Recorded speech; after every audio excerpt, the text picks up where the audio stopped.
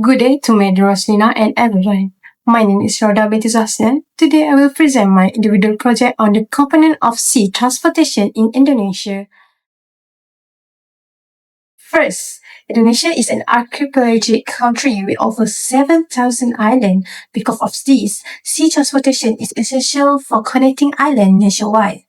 The country has a strategic location in Southeast Asia, where major international trade routes pass through Indonesian waters, allowing maritime activities to contribute significantly to economic growth. To add some deep from my report, this economic growth is driven by the fact that Indonesia manages 97 international bunkering ports and 141 oil terminals. This immense infrastructure allows the country to reach an international maritime cargo traffic of around 5,006 million metric tons in 2022, making it a leading maritime hub in Southeast Asia. Moving on to characteristic, sea transportation in Indonesia is located near important international shipping routes, supported by modern ports and maritime facilities, and facilitate domestic and international trade activities. It also adopts environmentally friendly technologies and strengthens regional maritime connectivity. Geography and natural factors have dictate this characteristic. For example, many smaller inter-island river ports are completely dependent on daily tidal cycles, meaning large vessels must wait for high tide just to cross into the harbour safely without running aground. Additionally, for environmentally friendly technologies, mega hubs like New Priok Terminal 1 are actively switching to electric yard cranes and setting up advanced maritime sewage treatment plants to protect marine biodiversity. Next, looking at the advantages is offer a cost-effective mode of transportation incapable of carrying large volume of cargo, connects remote island and rural communities, supports domestic and international trade, and contributes to national economic development. On the other hand, the disadvantages are that delivery and transit times are relatively slow. Operations are highly dependent on weather conditions. Maritime accidents may occur due to overloading. Aging vessels can affect transportation safety, and limited infrastructure reduces operational efficiency. For infrastructure and network, major ports support trade and logistic activities. The archipelagic sea lanes or ALKI serve as international shipping corridor. The sea toll road improves connectivity between islands, maritime infrastructure, enhances transportation efficiency, and remote ports still face infrastructure limitation. Indonesia used a centralized hub and spoke model under PT Polindo. Western mega hubs like Tanjung Priok handle over 15% of the nation's foreign trade. Internationally, our waters are controlled by 3 ALKI links. For instance, ALKI 2 through the Makassar and Lombok straits provide a vital deep water route for ultra-large supertankers that are too big to bypass the shallow Malacca Strait safely.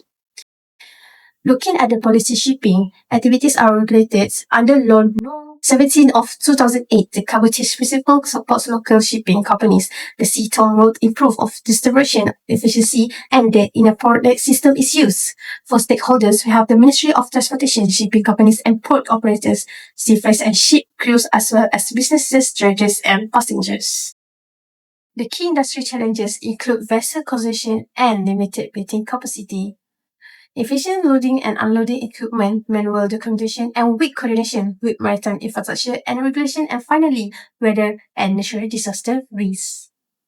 This means that a high number of vessels compared to available routes creates several queues. When this combined with limited cranes, operators sometimes resort to unsafe loading practices.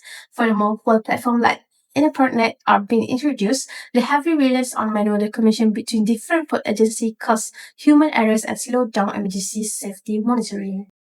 For our case study, we look at the sinking of the MV Sinar Bangun. It occurred at Lake Toba in June 2018. The ferry capsized due to overloading and bad weather, loading to more than 160,000 days and missing victims. This revealed weakness in maritime safety management and involved multiple transportation stakeholders. Looking closer at the case study, under Indonesia, the Ministry of Transportation and KNKT investigated the accident. Ferry operators were responsible for passenger safety. Personnel conducted search and rescue operation, and community organizations assisted victims. The issues and challenges were the overloading of passengers and cargo, weak enforcement of maritime safety regulation, poor vessels stability and safety management, inadequate emergency preparedness, lack of proper passenger documentation system, extreme weather, and weak coordination between operators and authorities. The effect showed the weak coordination reduced safety effectiveness. Safety regulation were not fully enforced. Passenger safety risks increased significantly, and the government strengthened maritime safety regulations. Conclusion, sea transportation is vital for Indonesia as it supports connectivity and economic growth. Though safety challenges still require attention, strong stakeholder cooperation is essential and continuous improvement ensures a safer future.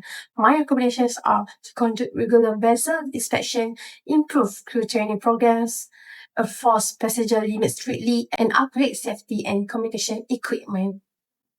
Ultimately, the tragedy of the MV Sinabangun teach us that safety cannot be compromised. Beyond regular inspection by regulators, transport operators must run mandatory emergency drills for ship crews. Furthermore, the government and operators need to run safety awareness campaigns to educate passengers about emergency procedures. Shared collaboration between government agencies, commercial operators, and local community is the only way to minimize future maritime risk in Indonesia. Thank you.